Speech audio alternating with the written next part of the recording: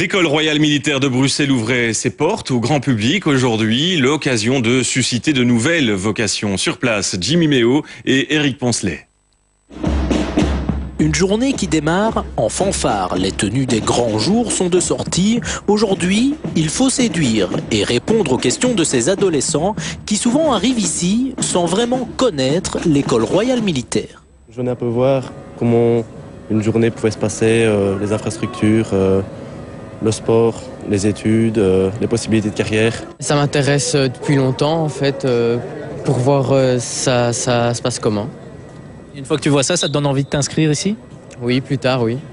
Le RM compte 900 élèves. Chaque année, ils sont environ 150 à faire leur arrivée. Et parmi ceux-ci, seulement 15% de filles. Mais cela ne décourage pas tout le monde.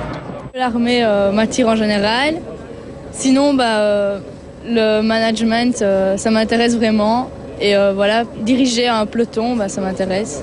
Et j'aimerais bien faire quelque chose qui bouge. Si vous voulez bouger, ne vous inquiétez pas, les capacités physiques sont très importantes, 5 heures de sport par semaine, plus un examen.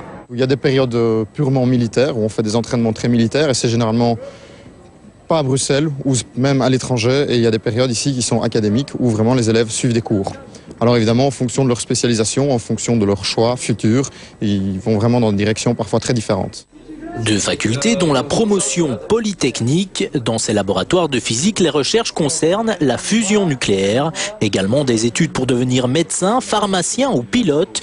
L'éventail est large. J'aimerais devenir ingénieur comme mon père. Et je crois que c'est une bonne occasion de venir à l'armée. Parce qu'alors on a l'entraînement physique, on sert son pays et en même temps on a des études convenables. Un programme qui est assez comparable aux universités civiles.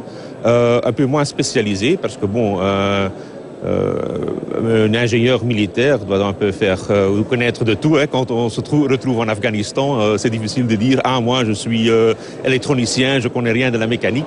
Minimum 5 ans d'études, strict, mais avec un gros avantage. Dès le premier jour, l'étudiant est rémunéré selon son grade. Au début de la formation, cela fait 1 100